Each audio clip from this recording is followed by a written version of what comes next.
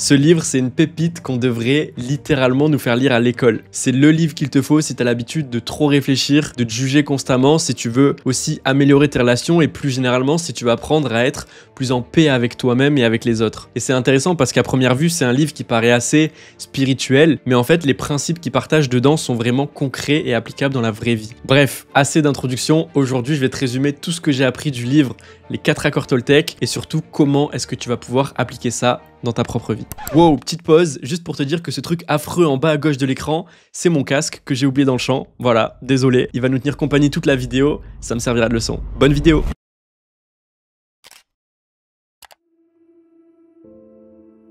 La parole est votre outil le plus puissant en tant qu'être humain, mais comme une lame à double tranchant, votre parole peut créer les rêves les plus beaux ou tout détruire autour de vous. Selon l'auteur, la parole, c'est une des caractéristiques les plus importantes de l'être humain. C'est notre pouvoir créateur parce que littéralement, tout se manifeste par la parole. Elle permet de penser, de rêver, de s'exprimer, de communiquer, de réfléchir et plus généralement de réaliser n'importe laquelle de nos intentions. La parole est si puissante qu'un seul mot peut changer une vie ou détruire l'existence de millions de personnes. Et ça a été le triste cas qu'on connaît tous dans l'exemple de l'Allemagne pendant la Seconde Guerre mondiale. La parole d'un seul homme a répandu l'horreur et la destruction dans le monde entier. Juste à cause de ses paroles, il a réussi à transmettre la haine comme jamais, à manipuler un peuple entier et à le faire entrer en guerre contre des personnes qui avaient absolument rien demandé. Et même à une échelle moins extrême, la parole elle va rester toujours aussi importante. Imagine à un seul moment de ton enfance, tes parents t'ont dit sans faire attention « Oh là là, mais t'es vraiment stupide toi » ou alors t'entends quelqu'un à l'école par mégarde dire « Oh là là, regardez cette fille comme elle est moche » ou « Regardez ce garçon comme il est moche » en parlant de toi. Bah cette phrase de seulement quelques mots, elle peut rester ancrée pendant toute une vie et saper totalement ta confiance en toi. Au point où tu grandis en adulte insécure et qui a un trauma et qui se sent toujours stupide ou moche pendant des années plus tard. Et après, tu vas continuer d'en faire les frais dans chacun des domaines de ta vie. Tu vas manquer de confiance en toi dans tes relations avec les autres, au travail, dans ta famille. Tu vas pas avoir confiance dans tes projets juste parce que tu as entendu une seule phrase pendant ton enfance qui est restée ancrée là-dedans. Donc une seule phrase peut changer le cours de ta vie, que ce soit en bien ou en mal. Et ça, c'est pour décrire l'importance de la parole dans la première partie de l'accord, que ta parole soit impeccable. Maintenant, pour mieux comprendre la deuxième partie, il faut qu'on se penche un peu plus sur le terme impeccable. Et selon l'auteur, le mot impeccable, il vient du latin peccatus qui veut dire péché et du préfixe un qui veut dire sans. Donc avoir une parole impeccable, c'est avoir une parole sans péché. Et là j'ai bien aimé dans le livre d'après l'auteur, le terme péché c'est pas juste un terme purement moral et religieux. Un péché est quelque chose que vous commettez contre vous-même. Toute chose que vous sentez, croyez ou faites à l'encontre de vous-même est un péché. Vous agissez contre vous-même lorsque vous vous jugez ou critiquez pour n'importe quoi. Être impeccable, c'est ne rien faire contre soi-même. Le plus grand péché est le rejet de soi. C'est là qu'on arrive au cœur de cet accord et c'est quelque chose qui est révolutionnaire. Ne pas avoir une parole impeccable, c'est quelqu'un qui va faire de la médisance, qui va critiquer les autres, qui va parler dans le dos, qui va juger, qui va mentir, qui va apporter de la haine et qui va chercher à avoir absolument raison au détriment du bonheur et de la paix des autres et tout ce genre de choses. C'est comme si tu avais une énergie négative en toi que tu vas ensuite répandre aux autres. L'auteur, il appelle ça le poison émotionnel. Et rompre cet accord, ça va toucher à deux niveaux. Dans un premier temps, quand tu vas chercher à infliger ton énergie négative aux autres, bah, généralement, ils vont pas rester là sans rien faire à subir, ils vont eux aussi te renvoyer de l'énergie négative. Quand tu insultes ou tu critiques quelqu'un, il va pas venir là, il va pas te faire un câlin, il va aussi t'insulter et te critiquer en retour. Donc quand tu vas râler au supermarché et tu vas critiquer la personne devant toi parce qu'elle met 30 ans à la caisse et qu'elle est en train de payer avec ses petits bons de réduction, ben il y a de fortes chances que elle aussi ensuite elle se mette à te critiquer et ça va partir un peu en conflit. Donc quand ta parole elle est pas impeccable, tu te prends très souvent le retour négatif des autres, de ton jugement, de tes critiques, de tes mensonges, etc. Mais il y a une autre chose super importante dont l'auteur a pas assez parlé, je trouve, c'est que rompre cet accord, ça va aussi amplifier l'énergie négative qu'il y a déjà en toi. Parce que quand tu critiques, tu mens, tu juges, tu vas faire ça à partir de ta propre énergie négative et continuer de faire ça, ça va juste l'amplifier encore et encore. Si par exemple t'es en train de conduire et que quelqu'un sur la route te fait une queue de poisson parce qu'il t'a pas vu et que t'arrives à l'éviter de justesse, bah tu vas avoir plusieurs choix qui vont s'offrir à toi. Tu peux essayer de courser le mec pour arriver à son niveau, ouvrir ta fenêtre, lui faire un gros fuck, essayer de l'insulter, de le bagarrer, de s'arrêter et d'avoir un giga conflit,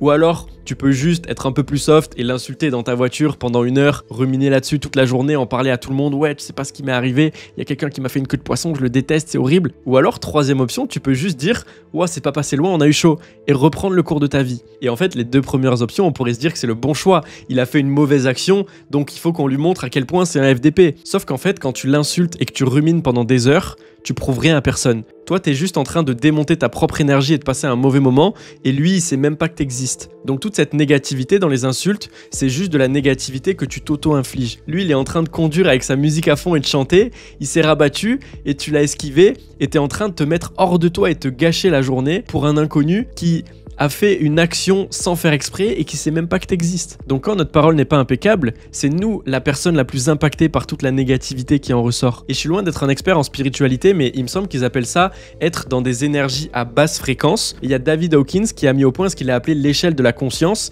C'est une échelle qui va définir ton niveau de conscience, donc le niveau d'énergie dans lequel tu te trouves. Et plus tu vas être haut dans l'échelle, et plus tu as une énergie à haute vibration, tu as une énergie d'amour, tu as une énergie de paix, d'abondance. Tu sais, c'est ces moments où tu sors dans la rue et t'es souriant, tu kiffes tout le monde, t'as envie le bonheur de tout le monde, t'as envie d'apporter la joie, de faire sourire les gens, de pardonner, de les faire rire. Et plus tu descends dans cette échelle, et plus tu vas être dans des énergies à basse vibration, donc tu vas être plutôt dans la colère, la honte, la peur, la culpabilité, et tout ce genre d'énergie qui proviennent du manque et de la scarcité. Tu sais, c'est ce genre de journée où t'as mal dormi, t'as scrollé 3 heures sur TikTok, et tu sais, t'en veux au monde entier pour rien, t'es juste dans la négativité, t'as envie de faire plaisir à personne, t'as envie juste d'être égoïste, de penser qu'à toi, et t'as envie d'enclencher le premier qui va venir te faire chier. Et ce niveau d'énergie, il peut varier. Parfois, on peut être tout en haut au début de la journée et tout en bas à la fin de la journée. Parfois, on a une journée entière tout en haut, une journée entière tout en bas.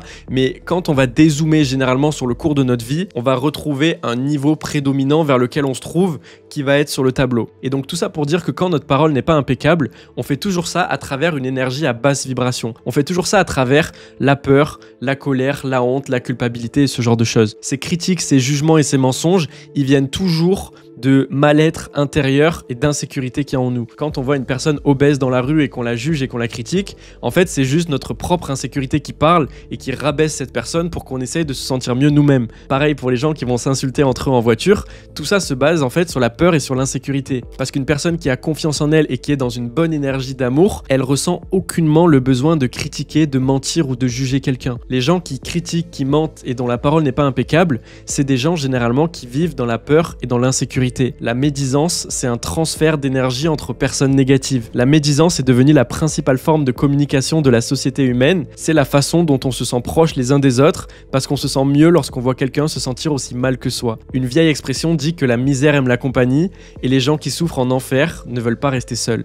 Et si tu fais le test en essayant de critiquer quelqu'un avec une autre personne qui est dans une énergie un peu plus à haute vibration, bah tu vas voir qu'elle va pas du tout être réceptive à ce genre de choses. À chaque fois que je suis avec des gens plus confiants, remplis d'amour, de bienveillance, de paix, tout ça, bah en fait, si tu essaies de critiquer quelqu'un avec eux, tu vas voir qu'ils vont soit très vite couper la conversation, ils vont changer de sujet, ou alors ils vont juste s'éloigner discrètement de toi. Toi, tu vas leur montrer que tu es en train d'essayer de connecter avec eux par la négativité, et eux, tu vas voir qu'ils sont pas du tout réceptifs à ça en fait. Parce que les gens qui sont dans une énergie de confiance, d'amour et de paix, bah, ils ont envie de rester dans ce genre d'énergie. Ce serait pour eux ruiner leur énergie et se laisser infiltrer par le poison négatif. Et ça, c'est quelque chose qui est trop important à comprendre, c'est que quand ta parole n'est pas impeccable, tu communiques qu'avec les gens négatifs par la négativité. Et ça, c'est un cercle vicieux duquel c'est de plus en plus dur d'en sortir parce que ça devient littéralement ton mode de communication par défaut et c'est un peu ce qu'on nous apprend dans la société. Et ce poison, il est en toi, il est en moi, il est en tout le monde, sauf que pas tout le monde va se laisser le recevoir et pas tout le monde va choisir de le transmettre. On peut choisir d'arrêter d'être réceptif à ce genre de poison. Avoir une parole impeccable vous immunisera également contre tous les sorts négatifs d'autrui.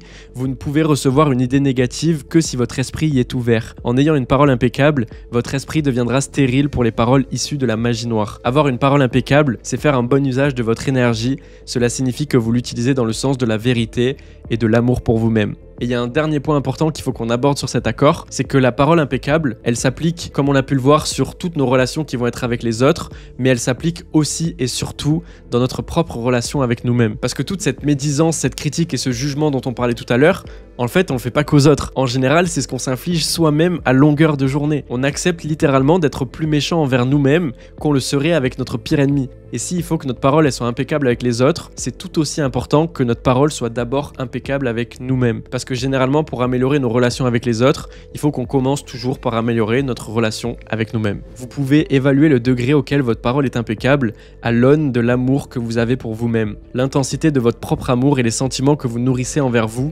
sont directement proportionnels à la qualité et à l'intégrité de votre parole. Servez-vous de la parole de façon appropriée, utilisez la parole pour partager votre amour. Imaginez un instant tout ce que vous pouvez créer en ayant une parole impeccable. Vous pouvez transcender le rêve de la peur et vivre une vie différente. Vous pouvez vivre au paradis au milieu de gens vivant en enfer parce que vous êtes immunisé contre cet enfer.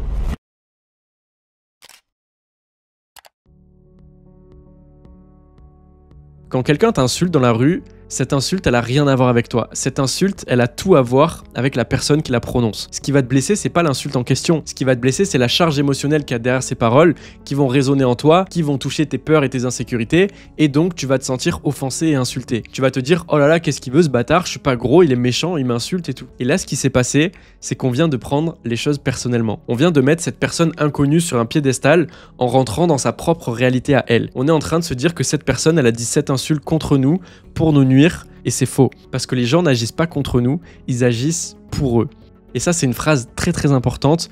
Les gens n'agissent pas contre nous, ils agissent pour eux. Ce que les autres vont dire ou faire n'est jamais à propos de toi, même si ça te touche. C'est juste une projection de leur propre réalité. Et c'est là qu'on peut en revenir à l'accord précédent. Quand quelqu'un va t'insulter, te critiquer, te juger ou quoi que ce soit, il n'est pas en train de faire ça contre toi. Il fait ça pour répandre son énergie négative, se sentir un petit peu supérieur et avoir son petit boost de validation et de plaisir mesquin. Et quand tu prends les choses personnellement, tu acceptes le poison de cette personne et tu rentres dans son jeu, alors que cette personne ne faisait pas ça contre toi, elle faisait ça pour se sentir bien elle. Tu vas laisser entrer ce poison et cette négativité en toi et ça va te blesser. Mais ça, c'est un choix. Comme l'a dit Eleanor Roosevelt dans une phrase magnifique, personne ne peut nous blesser sans notre consentement. Si quelqu'un te dit que t'es gros, tu peux te dire « Oh putain, pourquoi il est aussi méchant avec moi, il m'insulte, ça me fait du mal ». Ou alors tu peux juste te dire « Ah ouais, c'est vrai, t'as raison » et l'ignorer complètement. Donc c'est pas l'insulte elle-même qui t'a fait mal, c'est le fait que tu l'aies prise personnellement. Et j'ai un bon exemple pour ça que je vis tous les jours parce que je réponds désormais au titre de youtubeur. Je reçois énormément de commentaires positifs, vraiment 99,9% des gens,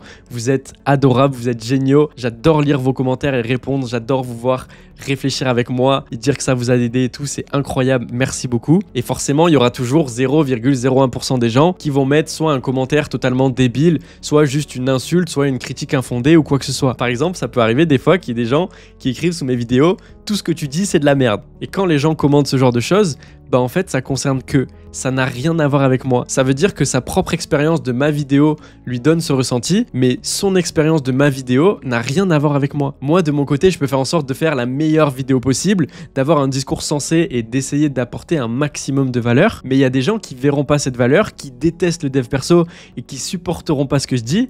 Et c'est pas grave, les gens ont le droit d'avoir leur propre avis, de pas aimer ce que je fais et de pas être d'accord. Et après, ça va être encore une autre décision de, à partir de ce désaccord, mettre un commentaire qui va être une insulte non respectueuse. Là, on en revient à la parole pas impeccable et au fait de vouloir transmettre son poison négatif. La personne, elle est tellement dans une mauvaise énergie, elle est tellement mal dans sa peau, qu'elle se sent obligée de mettre un commentaire insultant sous une vidéo pour rabaisser la personne et se sentir un petit peu mieux. Si on se rappelle bien, quelqu'un qui est bien dans sa peau et dans une énergie d'amour et de paix, il a aucune raison d'aller critiquer ou insulter qui que ce soit. Et d'ailleurs, c'est pour ça que 99% des commentaires sont positifs. Vous êtes tous géniaux. Et quand on va prendre les choses personnellement, on va tomber dans le piège de se prendre trop au sérieux et de s'accorder trop d'importance. En fait, on est en train de faire preuve d'égocentrisme et de croire que tout ce qui se passe est pour nous et tout le monde tourne autour de nous. Mais c'est souvent bénéfique de sortir de ça, au lieu de se dire « Oh là là, quelqu'un m'insulte, il est trop méchant, pourquoi il fait ça ?» et d'arriver à faire preuve d'empathie envers cette personne et de se dire « Ok, waouh, pour qu'une personne vienne sous une vidéo et insulte littéralement les gens sur les réseaux sociaux ou débatte dans les commentaires de trucs inutiles, c'est que cette personne, elle doit avoir quand même un certain mal-être et je lui souhaite de le résoudre. Et ce mal-être, il me concerne aucunement. Si je prends personnellement la chose qu'il a dite, je suis en train de m'auto-infliger de la douleur. Et une personne qui aurait pris cette insulte personnellement, ça pourrait littéralement lui gâcher la vie. Ça pourrait lui démonter sa confiance en elle. Elle pourrait se dire « Ok, mes vidéos c'est de la merde, il faut plus que je fasse de vidéos. » Et elle arrêterait ce projet alors que c'est ça qui allait marcher pour elle et lui changer complètement la vie. Et ça aurait pas été que la faute de l'insulte, ça aurait été la faute de la réaction à l'insulte. Chacun vit dans son propre rêve, dans sa propre tête. Chacun est dans un monde totalement différent de celui dans lequel vous vivez. Lorsque nous faisons de tout une affaire personnelle, personnelles, nous partons du principe que l'autre sait ce qu'il y a dans notre monde et nous essayons d'opposer notre monde au leur. Même lorsqu'une situation paraît très personnelle, même lorsque vous faites insulter, cela n'a rien à voir avec vous. Ce que les gens disent, ce qu'ils font et les opinions qu'ils émettent dépendent seulement des accords qu'ils ont conclus dans leur propre esprit.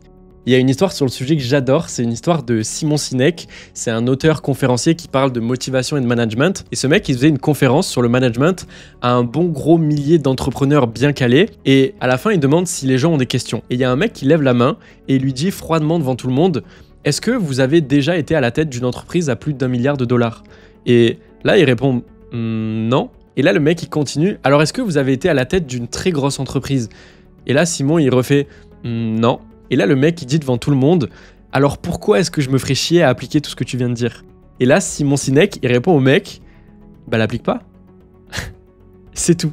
Fin de la conversation, fin du débat. Et c'est trop un bon exemple parce que Simon Sinek, il avait 10 000 occasions de prendre les choses personnellement. Il aurait pu se dire « Ouais, pourquoi il me dit ça dans une conférence? Il essaie de m'humilier, il manque de respect, qu'est-ce que vont penser les autres? C'est horrible, c'est catastrophe, toute ma réputation va tomber à l'eau. » Et il aurait pu aussi chercher à se justifier en disant « Alors non, mais en fait, tu peux appliquer ça parce que j'ai fait beaucoup de recherches et j'ai été consultant dans des grosses entreprises, donc ce que je dis, c'est intéressant, essaye, s'il te plaît. » Mais en fait, à partir du moment où tu prends les choses personnellement, t'as déjà perdu le débat, t'as déjà laissé s'infiltrer le poison. Et ce mec, c'est un mec génial qui est très calé et qui a des excellents travaux dans le domaine. Et du coup, il a décidé de rester dans sa propre perception. Il n'a pas essayé d'avoir raison à tout prix. Il s'est dit, ok, je sais ce que je vaux, je sais que j'apporte de la valeur. S'il n'est pas d'accord, il n'y a pas de problème. Et d'après moi, c'est comme ça qu'on devrait aborder n'importe quel problème ou n'importe quel conflit. En fait, on perd le bénéfice d'avoir raison et de prouver aux gens, mais ce qu'on gagne, c'est une paix intérieure immense. Et ça demande un travail sur soi qui est énorme. Je te mens pas parce qu'on veut toujours avoir raison et démonter l'autre. Sauf qu'en fait, c'est que une bataille d'énergie négative et de poison qui se renvoie encore et encore. Et ça ne sert à rien. Lorsqu'on voit vraiment comment sont les gens, sans jamais réagir de façon personnelle, rien de ce qu'ils peuvent dire ou faire ne peut nous blesser. Même si l'on vous ment, cela ne fait rien. Celui qui agit ainsi le fait parce qu'il a peur que vous découvriez qu'il n'est pas parfait. Quoi qu'il arrive, n'en faites pas une affaire personnelle, parce qu'en prenant les choses personnellement, vous vous programmez à souffrir pour rien. Et pour finir sur cet accord, là on a parlé des insultes et des méchancetés, mais on a aussi tendance à prendre les choses personnellement pour des choses qui n'ont pas du tout lieu d'être. Par exemple, si on invite quelqu'un à notre anniversaire et qu'il nous dit qu'il peut pas venir et qu'il fait autre chose, tu sais, on va être hors de nous, on va se dire mais wesh, mais qu'est-ce qu'il a, pour qui il se prend? Et des fois, on va arriver à ruminer des situations pendant des semaines, voire des mois, alors qu'encore une fois, les gens ne font pas ce qu'ils font contre nous. Les gens font ce qu'ils font pour eux, parce que dans leur propre réalité, c'était la meilleure option pour eux. Ça n'a rien à voir avec nous. Alors quoi qu'il arrive, ne prends pas les choses personnellement.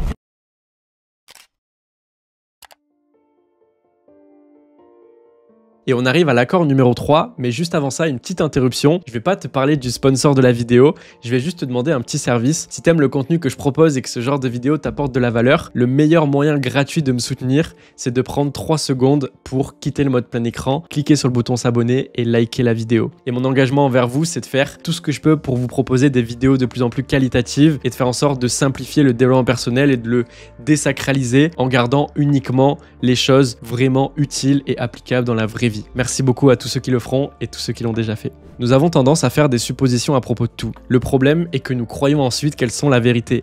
Nous faisons des suppositions quant aux raisons d'agir d'autrui, nous les interprétons de travers, nous en faisons une affaire personnelle et nous finissons par créer tout un drame pour rien du tout. Les 2 premiers accords étaient bien costauds, les 2 derniers ils vont être un petit peu plus courts. Et le mieux c'est qu'on commence direct par un exemple pour mieux comprendre celui-là. Et l'exemple le plus connu là-dessus, c'est un exemple qu'on a tous vécu et que j'ai aussi vécu encore et encore dans ma vie. C'est quand il y a quelqu'un que t'aimes bien ou que t'as juste un copain ou une copine et que vous avez l'habitude de parler par message et d'un coup, il répond plus pendant un certain temps. Là, c'est supposition land. Dans notre tête, il y a 10 000 raisons qui nous viennent et qui vont se bousculer entre elles. Ah, peut-être qu'en fait, je lui plais pas. Peut-être qu'en fait, elle veut plus me parler. Peut-être que j'ai tout gâché. Peut-être que j'ai dit quelque chose de mal. Qu'est-ce que j'ai dit de mal en fait? Peut-être qu'elle est en train de parler à d'autres gens. Mais tu sais quoi? Moi aussi, je vais parler à d'autres gens. Mais tu sais quoi? Moi aussi, je vais plus répondre maintenant à partir de maintenant. Tu sais quoi? Je vais lui montrer en fait. Je vais commencer à parler à un maximum de monde. Et on a toutes ces pensées qui n'ont aucun sens et qui sont juste l'interprétation de la situation comme quoi cette personne a mis un peu de temps à nous répondre. Mais il y a des infinités de raisons possibles pour lesquelles la personne a fait ça. Peut-être qu'elle avait juste plus de batterie. Peut-être qu'elle avait pas son tel sur elle. Peut-être qu'elle a juste pris 1 heure dans la vraie vie pour décrocher de son téléphone. Les gens ont le droit d'être des humains. Et toutes ces suppositions-là, je suis sûr que ça t'est déjà arrivé, c'est que de la pure invention, ça n'a rien à voir avec la vraie vie. Combien de fois t'as fait toutes ces suppositions dans des situations et tout, et à la fin, ça s'est avéré pas du tout être le cas. Et ça, c'est parce que notre cerveau, il va préférer avoir une situation qu'il comprend, mais de la mauvaise manière, plutôt qu'une situation qu'il comprend pas. Et ça, encore une fois, c'est trop important. Notre cerveau, il préfère comprendre les choses de la mauvaise manière, plutôt que de ne pas comprendre. Nous avons besoin de tout justifier, de tout expliquer, de tout comprendre, afin de nous rassurer. Il y a des millions de questions auxquelles nous cherchons les réponses, car il y a tant de choses que notre esprit rationnel ne peut expliquer. Peu importe que la raison soit correcte, le seul fait de trouver une réponse nous rassure. C'est pour ça que nous faisons des suppositions. Notre cerveau a besoin d'expliquer les choses. Il déteste par-dessus tout l'inconnu et l'incompréhension. Et c'est là qu'on fait des suppositions. Et c'est là qu'on s'aperçoit ensuite que c'était uniquement des choses inventées de toutes pièces par notre cerveau et que ça n'avait absolument rien à voir avec la réalité. Et c'est ça l'accord numéro 3. Ne faites pas de suppositions. Essaie de combattre toutes les explications rationnelles que tu essaies de mettre sur une situation et de juste accepter le fait que tu sais pas et que ça pourrait être tout et n'importe quoi. Et donc, ça sert à rien d'essayer de projeter quelque chose, c'est juste de la perte d'énergie et tu vas gagner énormément en paix en faisant ça. Faire des suppositions à propos de nos relations est le moyen le plus sûr de s'attirer des problèmes. Par exemple, nous supposons généralement que notre partenaire sait ce que nous voulons, nous croyons donc ne pas avoir besoin de lui dire. Nous pensons qu'il va faire ce que nous désirons parce qu'il nous connaît bien et s'il ne le fait pas, nous nous sentons blessés et nous lui reprochons « tu aurais dû le savoir ». Et on en revient au fait que la base des relations humaines, c'est la communication. C'est une leçon que tu as déjà dû entendre encore et encore. Ouais, faut communiquer. Mais c'est vrai, il vaut mieux poser des questions et demander aux gens ce qu'ils pensent plutôt que d'essayer de s'imaginer ce qu'ils pensent. Pareil, il vaut mieux dire aux gens les choses qu'on pense plutôt que de se dire qu'ils vont savoir déjà ce qu'on pense. Parce qu'on passe notre temps à supposer que tout le monde voit la vie comme on la voit. On croit que les gens, ils pensent comme nous, qu'ils ressentent comme nous et qu'ils jugent comme nous. Mais tout ça, on peut pas le savoir. Et ce qui va nous aider encore une fois, c'est de sortir un petit peu de notre monde égocentrique et de croire que tout tourne autour de nous. C'est de se mettre à la place des autres et de réaliser qu'ils pourront jamais savoir ce qu'on pense et que nous non plus. Les gens disent une chose et nous faisons des suppositions sur ce que sont leurs motivations. Ils ne nous disent rien, nous faisons alors d'autres suppositions destinées à combler notre besoin de savoir et à remplacer celui de communiquer. Même lorsqu'on entend quelque chose qu'on ne comprend pas, on fait des suppositions sur ce que cela signifie, puis on les croit. Nous ne cessons de supposer parce que nous n'avons pas le courage de poser des questions. Le jour où vous cesserez de le faire, vous communiquerez de façon propre et claire, libre de tout poison émotionnel. Si vous ne faites plus de suppositions, votre parole devient impeccable.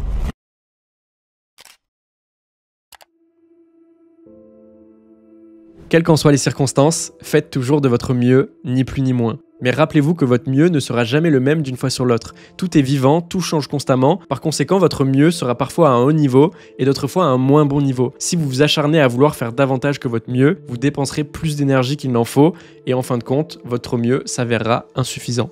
Ce dernier accord, il est important parce qu'il va permettre de renforcer les 3 premiers. C'est un petit accord qui fait quelques pages et ce qui est intéressant, c'est qu'il n'a pas dit « soyez parfait », il a dit « faites de votre mieux ». Parce qu'on ne pourra jamais faire en sorte d'être parfait, mais la chose sur laquelle on a le contrôle, c'est la manière dont on utilise notre propre énergie. Est-ce qu'on va bâcler les choses et les faire à moitié ou est-ce qu'on va faire du mieux qu'on peut ? Et la différence dans notre vie va être juste énorme, que ce soit dans le sport, dans les relations, dans les projets, au travail ou n'importe quoi, faites toujours de votre mieux. Et il y a quelque chose que j'ai remarqué de nos jours. Avant de faire des vidéos, j'étais responsable dans un parc de trampoline et du coup, j'avais une équipe à gérer et c'était souvent soit des étudiants, soit des gens en alternance qui venaient travailler un peu à côté. Et c'est quelque chose qui revient de plus en plus et j'entends énormément de responsables, d'entrepreneurs et de directeurs parler de ça. C'est qu'ils disent tous que les gens n'ont plus envie de travailler. Et bien sûr, c'est pas le cas de tout le monde. Le but, c'est pas de mettre un jugement là-dessus, mais c'est aussi quelque chose que j'ai remarqué quand je travaillais, c'est que mes collègues avaient tendance à vouloir faire le minimum vital. Ils voulaient faire le moins possible, ils voulaient faire juste les bases et surtout pas plus. Et s'ils pouvaient rester sur leur tel pendant 8 heures, ils étaient contents. Et c'est intéressant et je comprends totalement parce que pour beaucoup de gens, le travail c'est juste alimentaire et pas tout le monde n'a la chance de faire un travail qui lui plaît. Et donc le but c'est de pouvoir se nourrir et de survivre. Mais justement pour les travails alimentaires, j'ai toujours pensé qu'en s'investissant à fond dans les choses qu'on faisait, même les choses qui nous plaisaient pas dans un premier abord, on les rendait en fait beaucoup plus agréables. Parce qu'en faisant toujours de son mieux, on se donne un peu un objectif. On donne un peu du sens à son travail et à ce qu'on fait. Par exemple, à mes 18 ans, mon premier travail c'était dans un fast-food. C'est moi qui mettais la nourriture dans un burger. Et on pourrait se dire que c'est un travail super chiant à fuir et à quitter le plus vite possible. Mais en fait, j'ai adoré parce que mon but c'était d'être le plus efficace possible, de mettre la nourriture le plus vite possible dans les burgers, de faire le burger le plus joli possible et de juste bien faire mon travail. Et du coup, j'en garde un très bon souvenir. Et c'est pour ça que je pense que cet accord il est important parce qu'en faisant toujours de notre mieux, on donne du sens à ce qu'on fait. Parce que quand on n'a pas envie de faire les choses et qu'on les bâcle, au final, on ruine encore notre propre énergie. Donc si le travail ou la chose désagréable est déjà là et qu'il faut la faire, en fait, on peut choisir ensuite l'angle duquel on va l'aborder. Est-ce qu'on va faire le moins possible et le bâcler et être un peu dans une mauvaise énergie, un peu négative ? basse fréquence ou est-ce qu'on va choisir de l'aborder en mode ok, je vais faire de mon mieux, je vais essayer de faire le meilleur travail possible et ça va être cool et let's go, au moins c'est fait. C'est dans l'action que vous serez intensément heureux. Lorsque vous faites toujours de votre mieux, vous passez à l'action. Faire de votre mieux signifie agir parce que vous en avez envie et non parce que vous en attendez une récompense. La plupart des gens font exactement l'inverse. Ils n'agissent que lorsqu'ils espèrent une récompense. Si on aime ce qu'on fait, si on fait constamment de son mieux, alors on jouit pleinement de la vie. On s'amuse, on ne s'ennuie pas, on n'est pas frustré. Être dans l'action, c'est vivre pleinement.